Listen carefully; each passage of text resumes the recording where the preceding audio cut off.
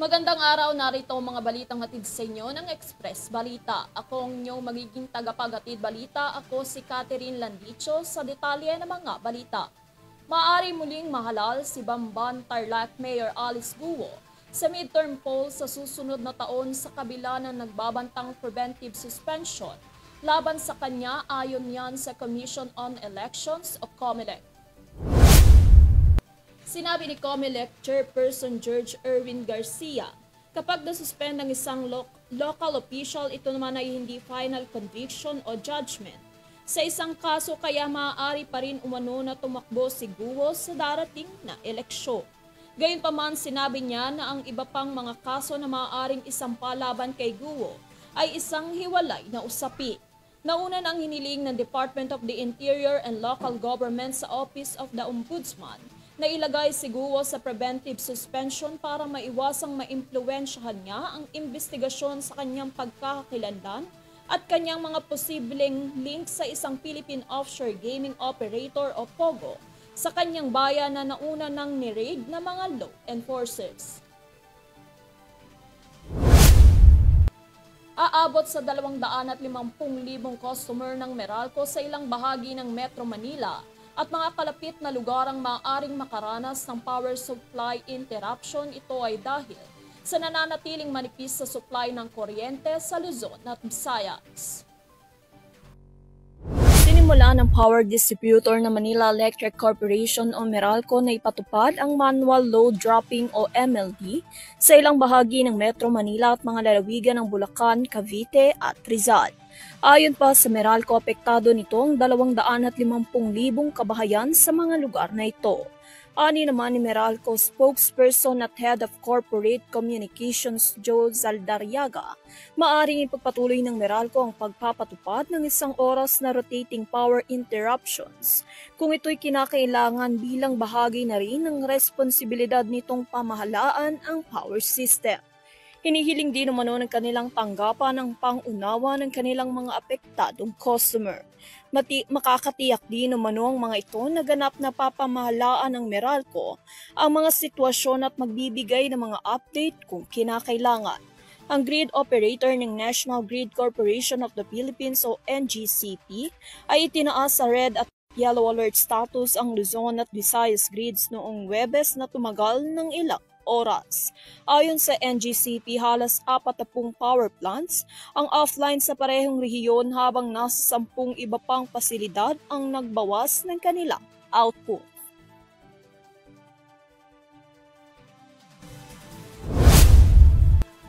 Abiso para sa mga motoristang bumabagtas sa North Luzon Expressway o NLEX dahil maaaring magkaroon ng panibagong toll hike sa susunod na buwan.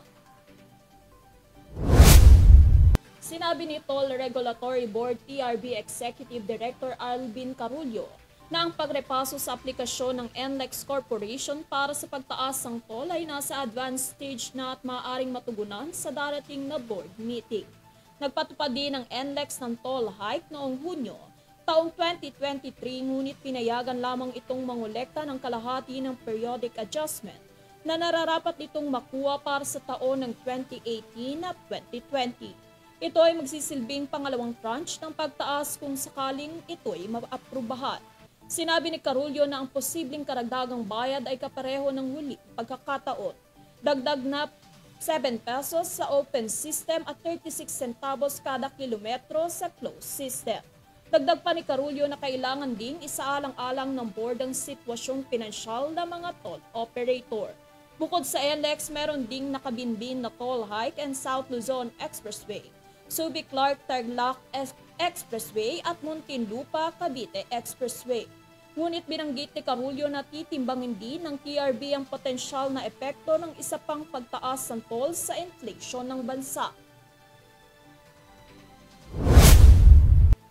Ipinaiwatig ng BARM Grand Coalition ang kanilang pangako sa peace agreement na naaabot sa pagitan ng pambansang pamahalaan at ng dalawang Moro front habang naghahanda ito para sa halalan sa autonomous regions sa 2025.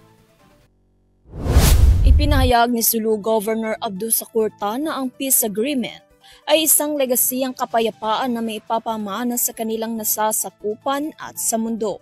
Ang Bangsamoro People's Party o BPP, ang Al-Itid o UKB Party at ang Serbisyong Inklusibo Alyansang Progresibo o SIA Party ay lumagda ng isang pangako na bumuo ng BGC noong Abril.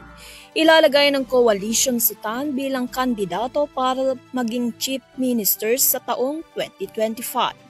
Noong Marso taong 2023, ipinasa ng Bangsamoro Transition Authority ang Bangsamoro Electoral Code na magpapahintulot sa demokratikong partisipasyon sa lokal at regional na halalan.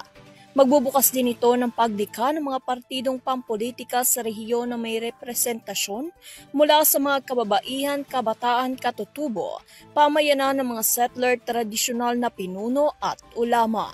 Ang kauna-unahang halalan sa Bangsamoro Region ay nakatakdang isagawa sana noong Mayo taong 2022, ngunit ipinagpaliban ito dahil sa pandemya ng COVID-19.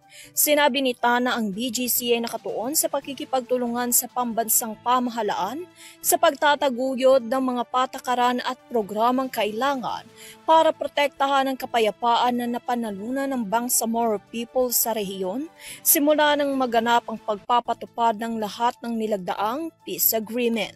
Nangako ang coalition na maglalaan ng pondo mula sa BARM Special Development Fund at Black Grant para suportahan at pabilisin ang proseso ng normalisasyon para sa mga dating combat ng Moro Islamic Liberation Front o MILF at Moro National Liberation Front o MNLF.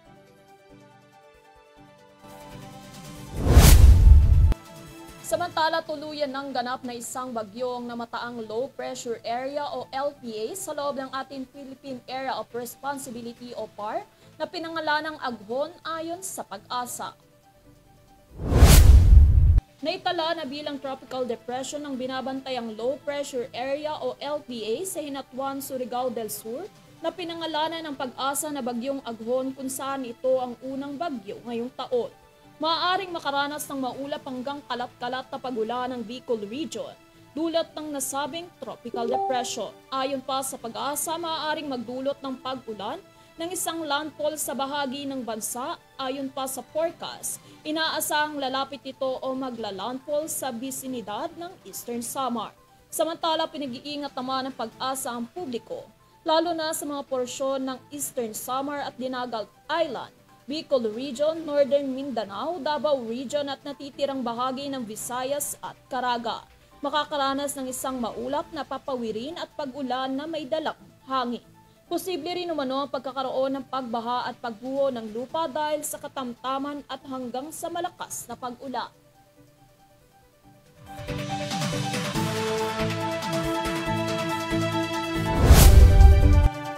At yan ang mga balitang hatid sa inyo ng Express Balita. Para sa mga karagdagang impormasyon, bisitahin lamang ang aming official website, puretvpage.com. Maaari nyo rin mapanood ang Express Balita at iba pang programa ng UrTV News sa Pinoy Extreme Channel. Muli ako si Catherine Landicho para sa tama at mabilis sa pagbabalita. Ito ang UrTV Express Balita, sumasaludo sa bawat Pilipino.